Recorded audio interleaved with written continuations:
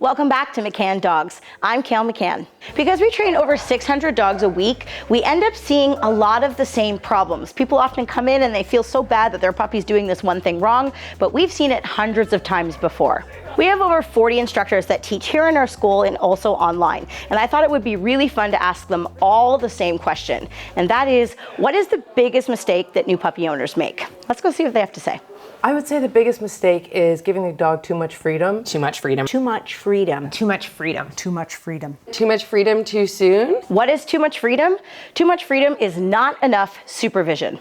Now, as you would imagine, supervision means you need to actually watch your puppy all of the time. But I don't know anybody that could actually watch their puppy 24 hours a day, 7 days a week.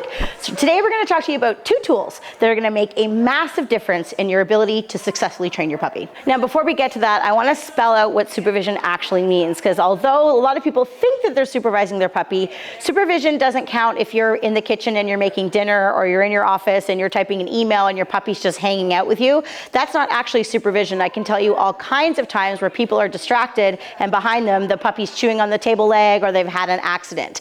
Supervision means you have two eyeballs on the puppy and you're actively watching and engaging with them. And if you're not able to do that, there's where these two tools are going to come in handy. The first tool I want to talk to you about is this ratty looking thing here. And this is a very well used house line or long line. And this is something that we use to control our puppy's freedom in the house. So if our puppies are out and about, they're having some playtime or doing some training, we always have some type of leash or line attached to their collar. Always, 100% of the time. I can't drive that home enough. And this is really important because it's going to allow me to very easily and calmly get control of my puppy in any moment's notice. Now, what I usually will do is grab a leash. It could just be a cheap leash. We cut off the end of the leash so that the handle doesn't get caught on things, and they will sort of drag this around the house where we are. Now, we often will restrict them to certain areas with us, but this line is going to be used for all kinds of situations where our puppies are going to make normal puppy choices. Things like chewing things or going behind the couch. Maybe they have an accident, or jumping, nipping, biting, whatever it might be. Having a line on our puppy allows us to easily get control.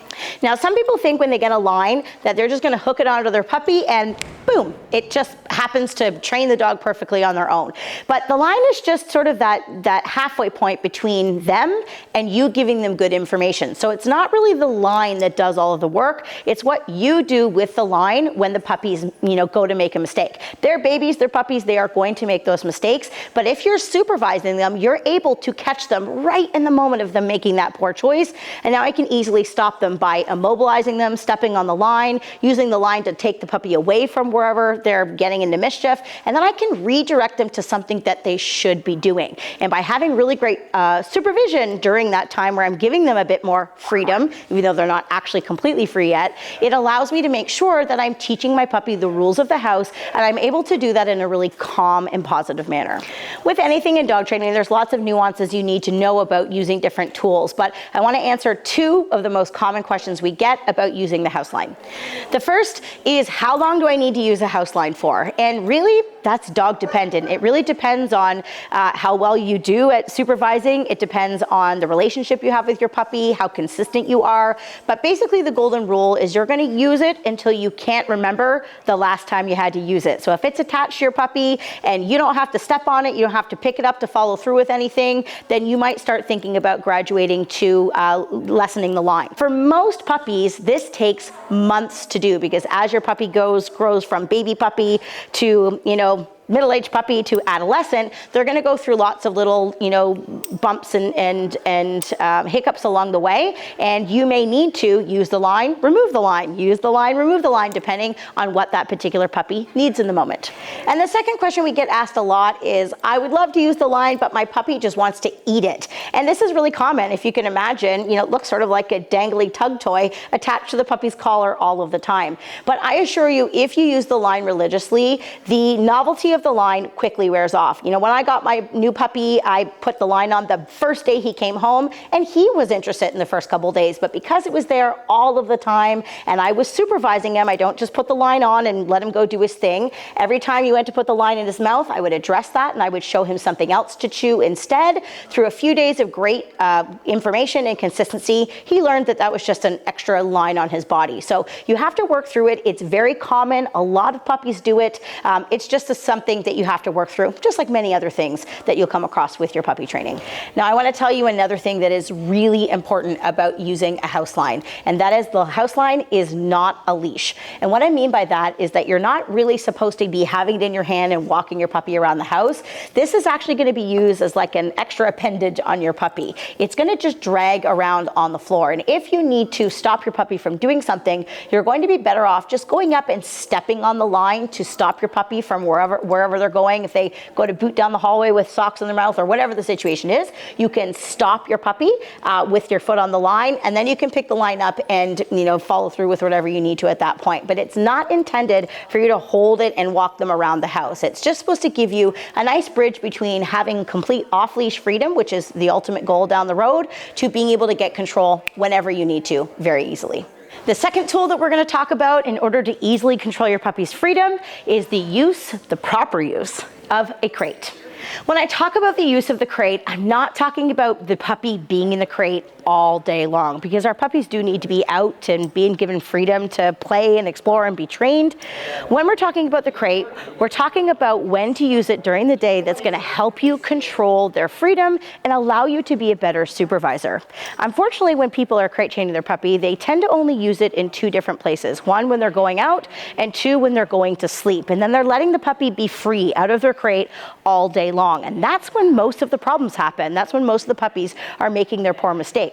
What we want to suggest to you is that you're going to use the crate many times during the day, sometimes longer periods of time, sometimes shorter periods of time. You're going to use them every time you don't have the ability to keep those two eyeballs on the puppy. They might be very simple situations, like when you have to have a shower, or when you're cooking dinner, or you're helping kids with the homework, or you have to write that email that's going to take you a half an hour. When your mind has to be and your focus has to be on something else, those are perfect times to put your puppy in the crate. With our suggestion of increasing crate time with your puppy, we certainly don't want you to be spending less time with them. So one of the things I might recommend is moving the crate to a really localized place in your house so that your puppy could be hanging out in their crate, chewing a bone or doing something that's, you know, fun, but they're with you. Maybe they're in the kitchen with you, or they're up in your office, or wherever it might be. So you're still spending time together, but at the same time, you're not constantly worried about what they're doing. Now, with this increased crate time, some of you may fall into the trap of the dogs barking or maybe being a little bit unsettled. We actually have a ton of videos about crate location, about how to deal with barking in the crate, so I definitely suggest that you check those out. Crates are used for prevention, not correction. So what I mean by this is we don't want you to wait for your puppy to make a poor choice and then banish them to their crate as a discipline for making that poor error. That's not really clear information, and that certainly doesn't teach your puppy to love their crate, which is the ultimate goal. Instead, you're better off using the crate to prevent your dog from making poor choices, so that when you take them out of their crate and you're ready to give them a bit of freedom, you're doing that at a time where you actually can pay close attention to what they're doing. So if they make a poor choice, you're there to help them through it. The crate needs to be a way to prevent those things from happening with repetition. And in the meantime, you need to make special effort to make the crate a special place for your puppy. We instill this in our puppies from a very, very young age so that they feel safe and calm and relaxed in their little den area, so that they're happily able to go there and chill out when we're busy doing other things. It's not uncommon for people to ask us how long they need to keep using a crate in their house with their puppy. And, you know, the answer is sort of however long your dog needs it. You know, as long as your training is going well, your puppy's no longer chewing things, they have a really strong understanding of house training, they're respectful, they're learning how to behave outside of their crate, then you can slowly start to wean off of it. And if later on down the road you don't want to use it anymore, that's totally up to you. But it is something that we would encourage you to transition away from very gradually. Again, dogs are going to go through lots of different periods in their life in terms of their success and how well they're doing and then, sometimes they have a bit of regression. So being able to utilize the crate during those moments are going to help you navigate that much more easily. The importance of these two tools are to allow you to have more control over your puppy when you are giving them a bit of free time. And remember, the ultimate goal here is that we're trying to provide a lot of clarity and consistency in the setup of our dogs learning when they're at home. This is also important for your family members to be on board as well. You want to make sure that everybody sort of has the same goals and the same ideas and expectations that they want for their puppies, because consistency with the different people in the household, with the rules, with your follow through, they're going to allow your puppy to feel more at peace. They're going to be less confused, and that leads to a happier and more well-rounded puppy in the end. Today, the things that we've talked about is just the tip of the iceberg in terms of all of the things we want to work on with the puppies. So if you want to learn more about it, check out our online Puppy Essentials program, where we're going to walk you through the entire process step by step. The link for that is in the description below. Great supervision only works if you are a great leader. So to make sure that you're not being a bad leader for your dog, check out the video right there. On that note, I'm Kale. Happy training.